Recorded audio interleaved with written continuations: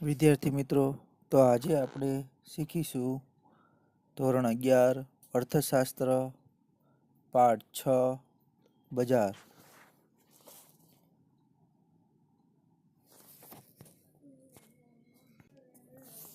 પ્રથમ આપણે જોઈએ બજારનો અર્થ સમજાવી તેના લક્ષણો. સામાન્ય વ્યવહારની ભાષામાં જ્યાં દુકાનોની હારમાળા આવેલી હોય એવા સ્થળને આપણે બજાર કહીએ છીએ. બીજી દ્રષ્ટિએ જોતા ઘણા વેચનારાઓ અને ખરીદનારાઓ વિનિમયના હેતુસર એકબીજાના સંપર્કમાં આવી શકે એવા સ્થળને બજાર ગણવામાં આવે છે. બજાર માટે કોઈ ચોક્કસ સ્થળ હોવું જરૂરી નથી. અર્થશાસ્ત્રની પરિભાષામાં બજાર શબ્દ આનાથી વધુ તાત્વિક અને વિશાળ અર્થ ધરાવે છે. સામાન્ય વ્યવહારની ભાષામાં બજાર એટલે હારબંધ દુકાનો આવેલી હોય એવું સ્થળ એવો અર્થ કરવામાં આવે છે. બજાર એટલે ખરીદી અને વેચાણ થઈ શકે એ માટે ખરીદનાર અને વેચનાર વચ્ચે પ્રત્યક્ષ યા પરોક્ષ સંપર્ક સધાય એવી કોઈ પણ વ્યવસ્થા. આ વ્યવસ્થામાં બજારના એક ભાગમાં પ્રવર્તતા ભાવોની અસર બજારના અન્ય ભાગોના ભાવો પર પડે છે. સામાન્ય અર્થમાં જે સ્થળે ચીજવસ્તુ કે સેવાનું ખરીદ વેચાણ થતું હોય તેને સામાન્ય અર્થમાં બજાર કહે છે. અર્થશાસ્ત્રી અર્થ પ્રમાણે ચીજવસ્તુ કે સેવાના ખરીદ વેચાણના હેતુથી ખરીદનાર અને વેચનાર એકબીજાના પ્રત્યક્ષ કે પરોક્ષ સંપર્કમાં આવે તે વ્યવસ્થા એટલે પણ બજાર. સામાન્ય રીતે ચીજવસ્તુ કે સેવાના ખરીદ વેચાણના હેતુથી ખરીદનાર અને વેચનાર એકબીજાના પ્રત્યક્ષ કે પરોક્ષ સંપર્કમાં આવે એટલે કે કોઈ પણ જગ્યાએ પ્રત્યક્ષ રીતે જ ખરીદ અને વેચાણ થઈ શકે એવું જરૂરી નથી. પરોક્ષ રીતે પણ ખરીદનાર અને વેચનાર કોઈ પણ પ્રકારની ખરીદી અથવા વેચાણ કરે તો આવી વ્યવસ્થાને પણ આપણે બજાર કહીએ છીએ. પ્રોફેસર સેમ્યુઅલ્સનના મતે બજાર એટલે એવી કાર્ય પદ્ધતિ કે જ્યાં ખરીદનાર અને વેચાણ કરનાર ચીજ વસ્તુ અને સેવાની કિંમત તેમજ તેના પ્રમાણ એટલે કે જથ્થાને નક્કી કરવાના હેતુથી એકબીજાના સંપર્કમાં આવે છે. બજારની આ વ્યાખ્યા તપાસતા સ્પષ્ટ થાય છે કે બજારના અસ્તિત્વ માટે માત્ર બે બાબતો જરૂરી છે. પહેલું, ગ્રાહક અને વિક્રેતા. વિક્રેતા એટલે કે વેચનાર. બંને વચ્ચે પ્રત્યક્ષ કે પરોક્ષ સંપર્ક. અને બીજી વસ્તુ કે વસ્તુ અને સેવાના ખરીદી અને વેચાણ. આમ બે મહત્વના પાસા છે. આમ બજારના અસ્તિત્વ માટે કોઈ ચોક્કસ સ્થળનું હોવું જરૂરી નથી. અમદાવાદનો અનાજનો વેપારી ટેલિફોન દ્વારા લુધિયાણાના અનાજના વેપારીનો સંપર્ક સાધી ઘઉં ખરીદે તો એ ઘઉંનું બજાર અસ્તિત્વમાં આવ્યું ગણાય.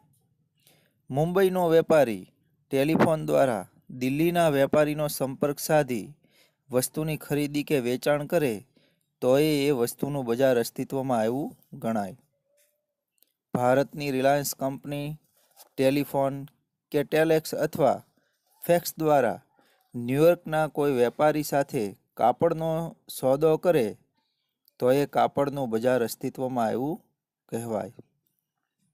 ઇંગ્લેન્ડનો કોઈ વેપારી ભારતમાંના આડતિયા એટલે કે એજન્ટ મારફતે દાર્જિલિંગના ચાના કોઈ ઉત્પાદક પાસેથી ચાની ખરીદી કરે તો ભારતીય ચાનું આંતરરાષ્ટ્રીય બજાર અસ્તિત્વમાં આવ્યું ગણાય.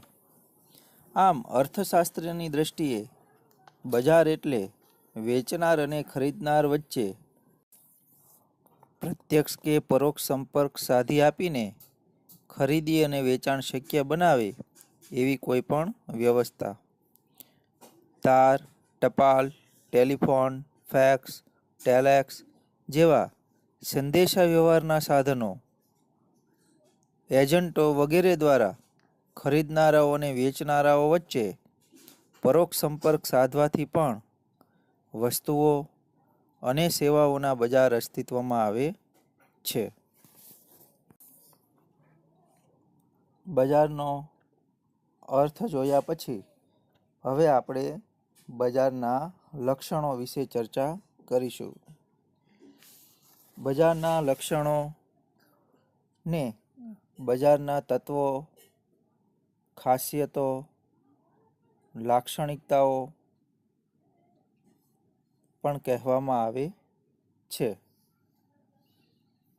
તો પ્રથમ ખરીદનારા અને વેચનારા, પછી છે વસ્તુઓ કે સેવાઓ,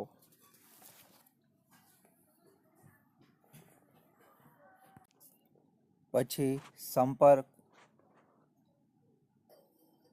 પછીનું લક્ષણ કિંમત અને છેલ્લું લક્ષણ છે બજાર સ્થિતિ અંગેની જાણકારી.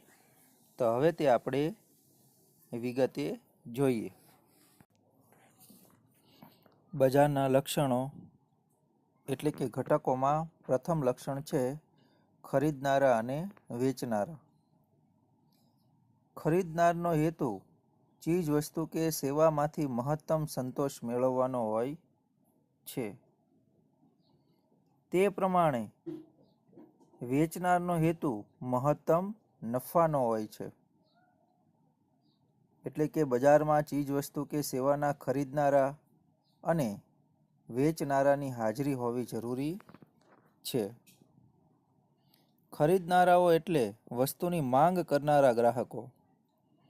બજારના અસ્તિત્વ માટે ખરીદનારાઓ ગ્રાહકો સૌથી અગત્યની શરત છે. કોઈ વસ્તુની માંગ કરનારા ગ્રાહકો જ ન હોય તો બજાર કે વિનિમય ન હોઈ શકે. વસ્તુ ખરીદનારાઓ હોય તો જ તેનું વેચાણ થઈ શકે છે. ગ્રાહક બજારનો રાજા છે. આ વિધાન સત્ય છે, પરંતુ ઉત્પાદક ગ્રાહકની માંગ કે જરૂરિયાતને ધ્યાનમાં રાખ્યા સિવાય ઉત્પાદન અંગેના નિર્ણયો અમલમાં મૂકે તો સમયના લાંબા ગાળે બજારમાંથી તેનું અસ્તિત્વ ભૂંસાઈ જશે. ખરીદનાર ગ્રાહકોની જરૂરિયાત, માંગ અને તેમાં થતા ફેરફાર અનુસાર વસ્તુઓના ઉત્પાદનમાં ફેરફાર થાય છે. ઉત્પાદકો ગ્રાહકની માંગ પ્રમાણે ઉત્પાદન કરે છે. અત્યારે મોટી મોટી કંપનીઓ, ઔદ્યોગિક પેઢીઓ ગ્રાહકોની માંગમાં થતા ફેરફારના સતત સંપર્કમાં રહેવા માટે બજાર સંશોધન વિભાગ પણ ચલાવતી હોય છે. જેમ ખરીદનારાઓ ગ્રાહકો વિના બજાર અસ્તિત્વમાં ન આવી શકે, તેમ વેચનારાઓ કે ઉત્પાદકો વિના બજારનું અસ્તિત્વ શક્ય નથી. વેચનારા સિવાયના બજારની કલ્પના થઈ શકે ખરી? જો બજારમાં વેચનારાઓ જ ન હોય તો ખરીદનારા તેમની જરૂરિયાત કેવી રીતે સંતોષી શકે? વસ્તુના વિનિમય માટે વેચનારાઓ અને ખરીદનારાઓ એમ બંને પક્ષોની જરૂર હોય છે. તો બજારનું પ્રથમ લક્ષણ છે ખરીદનારા અને વેચનારાઓ. બજારના ઘટકોમાં બીજું ઘટક જોઈએ તો ચીજ વસ્તુ કે સેવાઓ. બજારમાં ખરીદ વેચાણ કરવા માટે ચીજ વસ્તુઓ કે સેવાઓ હોવી જરૂરી છે.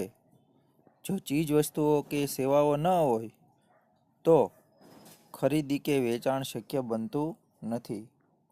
ખરીદનાર આવી ચીજ વસ્તુ કે સેવાના ઉપયોગમાંથી મહત્તમ સંતોષ મેળવવા ઈચ્છતો હોય છે.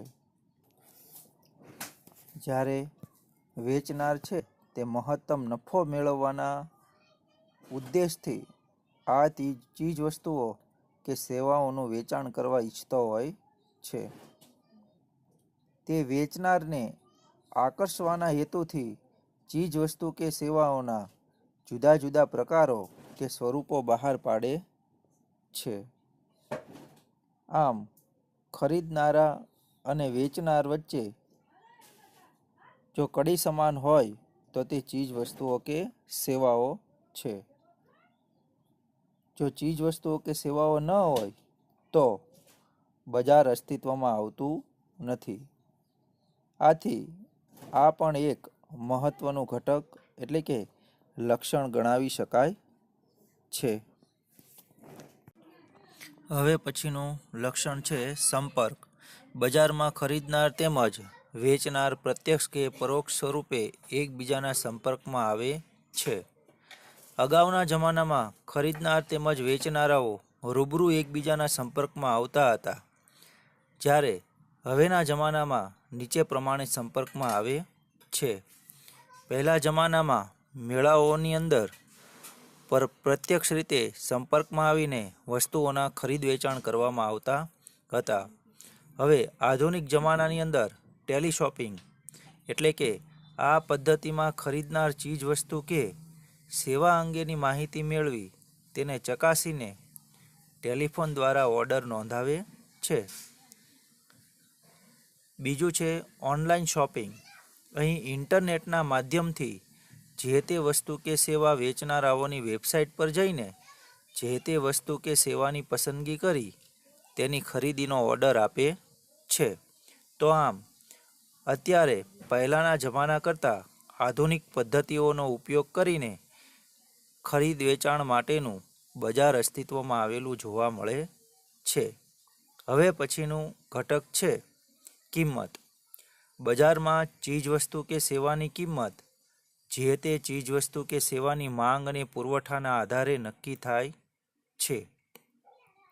બજારમાં પુરવઠો ખૂબ વધુ હોય તેમજ બજારમાં પુરવઠો ખૂબ ઓછો હોય તો તે વસ્તુને અનુલક્ષીને તેની માંગ નક્કી થતી હોય છે. બજારમાં ચોક્કસ સમયે જે તે ચીજવસ્તુ કે સેવાની કિંમત નક્કી કરાયેલી હોવી જોઈએ.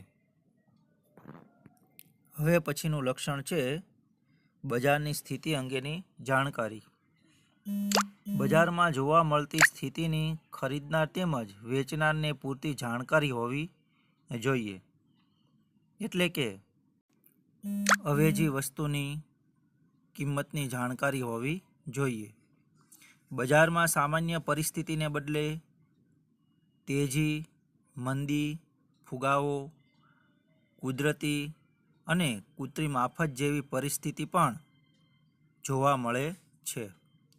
તો તે સમયે ખરીદી કે વેચાણ અંગે બજારની સ્થિતિને આધારે યોગ્ય નિર્ણય લઈ શકાય છે. તો આમ ઉપરોક્ત મુજબ બજારના લક્ષણો વર્ણવી શકાય છે. હવે પછી આપણે શીખીશું બજારનું વર્ગીકરણ એટલે કે બજારના પ્રકારો. બજારના પ્રકારો આપણે સ્લાઇડમાં જોઈ શકીએ છીએ કે સ્થાન આધારિત, તેમાં પેટા મુદ્દા તરીકે સ્થાનિક બજાર, પ્રાદેશિક બજાર, રાષ્ટ્રીય બજાર અને આંતરરાષ્ટ્રીય બજાર. જથ્થા આધારિત, તેમાં જથ્થાબંધ બજાર અને છૂટક બજાર. હરીફાઈ આધારિત માં પેટા મુદ્દા તરીકે પૂર્ણ હરીફાઈવાળું બજાર અને અપૂર્ણ હરીફાઈવાળું બજાર. તો આમ બજારનું વર્ગીકરણ આપણે હવે વિગતે ભણીએ. તો પ્રથમ આપણે અભ્યાસ કરીશું બજારનું વર્ગીકરણ, સ્થાન આધારિત અને જથ્થા આધારિત. સમજાવો. સામાન્ય અર્થમાં જોઈએ તો જે સ્થળે ચીજ વસ્તુ કે સેવાઓનું ખરીદ વેચાણ થતું હોય તેને સામાન્ય અર્થમાં બજાર કહે છે.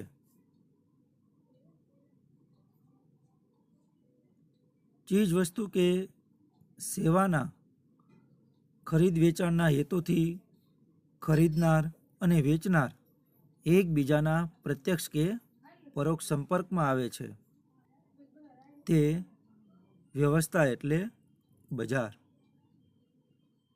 સેમ્યુઅલ્સનના મતે બજાર એટલે એવી કાર્ય પદ્ધતિ કે જ્યાં ખરીદનાર અને વેચાણ કરનાર ચીજ વસ્તુ અને સેવાની કિંમત તેમજ તેના પ્રમાણ એટલે કે જથ્થાને નક્કી કરવાના હેતુથી એકબીજાના સંપર્કમાં આવે છે.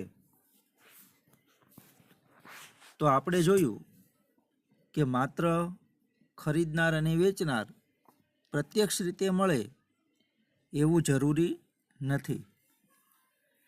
પરોક્ષ રીતે પણ બજારને અસ્તિત્વમાં લાવી શકાય છે. રૂઢિગત પરંપરા મુજબ માત્ર ને માત્ર મેળાઓ કરવામાં આવતા હતા અને પ્રત્યક્ષ બજાર ઊભું કરવામાં આવતું હતું. પરંતુ આધુનિક સમયમાં ટેલિફોનિક પદ્ધતિ તેમજ ઇન્ટરનેટની સેવાઓ દ્વારા આધુનિક રીતે પણ પરોક્ષ રીતે બજાર અસ્તિત્વમાં આવે છે. હવે આપણે જોઈએ બજારનું વર્ગીકરણ એટલે કે બજારના પ્રકારો. અર્થશાસ્ત્રીઓ બજારનું વર્ગીકરણ જુદા જુદા માપદંડોને આધારે કરે છે. સ્થાન આધારિત, સમય આધારિત, વસ્તુના સ્વરૂપ આધારિત, વસ્તુના જથ્થા આધારિત, નિયંત્રણ આધારિત, હરીફાઈ આધારિત વગેરેનો સમાવેશ થાય છે. હવે એમાં પ્રથમ આપેલું છે સ્થાન આધારિત બજાર. સ્થાન આધારિત બજારનું વર્ગીકરણ અને પ્રકારમાં ને 4 પેટા વિભાગની અંદર વહેંચવામાં આવ્યા છે. જેમાં પ્રથમ સ્થાનિક બજાર, બીજું પ્રાદેશિક બજાર, ત્રીજું રાષ્ટ્રીય બજાર અને ચોથું આંતરરાષ્ટ્રીય બજાર. એમાં પ્રથમ છે સ્થાનિક બજાર. તો જે ચીજ વસ્તુઓ કે સેવાઓનું જ્યાં ઉત્પાદન થતું હોય ત્યાં તેમનું વેચાણ થતું હોય તો તેવા બજારને સ્થાનિક બજાર કહેવામાં આવે છે. ચીજ વસ્તુઓ જ્યાં ઉત્પન્ન થતી હોય ત્યાં તેમનું વેચાણ થતું હોય એવા સીમિત બજારને સ્થાનિક બજાર કહેવામાં આવે છે. આ બજાર છે તે વિસ્તરેલું હોતું નથી. ગામડામાં દૂધ અને શાકભાજી, નાશવંત વસ્તુઓ સામાન્ય રીતે સ્થાનિક બજાર ધરાવે છે. તેમજ વાળંદ, ધોબી, સુથાર, લુહાર, કુંભાર, સમારકામ કરનારાઓ વગેરેની સેવાઓ પણ સામાન્ય રીતે સ્થાનિક બજાર ધરાવે છે. અમદાવાદ એટલે કે AMTS Ahmedabad municipality transport service અને મુંબઈમાં બેસ્ટની સેવાઓ પણ સ્થાનિક બજાર ધરાવે છે. આ AMTS અને બેસ્ટની સેવાઓ શહેરોમાં અંતર્ગત બસ વ્યવહારની સેવા સ્થાનિક બજાર ધરાવે છે એમ કહી શકાય છે. હવે પછીનું બજાર છે પ્રાદેશિક બજાર. જે ચીજવસ્તુઓ કે સેવાનું ખરીદ વેચાણ અમુક પ્રદેશ પૂરતું મર્યાદિત હોય તો તેને પ્રાદેશિક બજાર કહે છે. આવા બજારો એક જ રાજ્યમાં ભિન્ન ભિન્ન જિલ્લાઓમાં આવેલા હોય છે. જે વસ્તુઓના ખરીદ અને વેચાણ અમુક પ્રદેશ પૂરતા મર્યાદિત હોય તેમનું બજાર પ્રાદેશિક બજાર છે. જુદા જુદા વિદ્યુત મથકોમાં ઉત્પાદિત થતી વિદ્યુત, મહેસાણાની દૂધસાગર ડેરીનું દૂધ, ગુજરાત રાજ્યના અભ્યાસક્રમો પર આધારિત નવનીતના માર્ગદર્શકો વગેરે, તેમજ સુરતની ઘારી, પ્રાદેશિક ભાષાની ફિલ્મો, પ્રાદેશિક ભાષાના પુસ્તકો, ST bus, GEB Gujarat electricity board એટલે કે ગુજરાત વિદ્યુત બોર્ડની વીજળી વગેરે પ્રાદેશિક બજારો ધરાવે છે. હવે પછીનું બજાર છે રાષ્ટ્રીય બજાર. જે ચીજવસ્તુઓ કે સેવાઓનું ખરીદ વેચાણ સમગ્ર દેશમાં વિસ્તરેલું હોય તેને રાષ્ટ્રીય બજાર કહે છે. દાખલા તરીકે પંજાબ હરિયાણાના ઘઉં, તો તેનું ખરીદ વેચાણ આખા દેશમાં થતું હોય છે. અનેક કંપનીઓની દવાઓ, હિન્દી ફિલ્મો તેમજ પુસ્તકો, ડેરી પ્રોડક્ટ્સ, રેલવે, કેડિલા કંપનીની દવાઓ, સાડીઓના બજાર, અગ્રગણ્ય મિલોનું કાપડ, અનેક કંપનીઓના રેડિયો સેટ તેમજ ટીવી સેટ વગેરે વસ્તુઓ રાષ્ટ્રીય બજાર ધરાવે છે એમ કહી શકાય છે. મિત્રો, હવે પછીનું બજાર છે આંતરરાષ્ટ્રીય બજાર. જે ચીજવસ્તુઓ કે સેવાઓનું ખરીદ વેચાણ એક દેશ પૂરતું સીમિત ન રહેતા સમગ્ર વિશ્વના અનેક દેશોમાં વિસ્તરેલું હોય તો તેને આંતરરાષ્ટ્રીય બજાર કહે છે. અંગ્રેજી પુસ્તકો, મોબાઈલ, ભારતની ચા, બ્રાઝિલની કોફી, આંતરરાષ્ટ્રીય હવાઈ ઉડ્ડયનો વગેરે તે માત્ર આપણા રાષ્ટ્ર પૂરતા સીમિત ન હોય પરંતુ અનેક રાષ્ટ્રોમાં તેની સેવાઓ પ્રસરેલી જોવા મળે છે તો તેમનું બજાર આંતરરાષ્ટ્રીય બજાર કહેવાય છે. સ્વિટ્ઝરલેન્ડના ઘડિયાળ, જાપાનના ટેપ રેકોર્ડર અને ટીવી સેટ વગેરે આંતરરાષ્ટ્રીય બજાર ધરાવે છે. આમ આંતરરાષ્ટ્રીય બજાર શ્રમ વિભાજનના આજના યુગમાં મોટાભાગની વસ્તુઓના બજાર આંતરરાષ્ટ્રીય બન્યા છે. અનાજ, રૂ, તેલીબિયા, શણ, ખનિજ તેલ, ધાતુઓ, રંગો, રસાયણો, નાના મોટા યંત્રો, વાહનો, શસ્ત્ર સામગ્રી વગેરે અગણિત વસ્તુઓના આંતરરાષ્ટ્રીય ધોરણે ખરીદી વેચાણ થાય છે. આમ બજારોનું વર્ગીકરણ ભૌગોલિક રીતે ચુસ્ત એટલે કે જડ રહ્યું નથી. વર્તમાન યુગમાં બજારના ભૌગોલિક પ્રકારોનું વર્ગીકરણ ચુસ્ત સ્વરૂપનું રહ્યું નથી.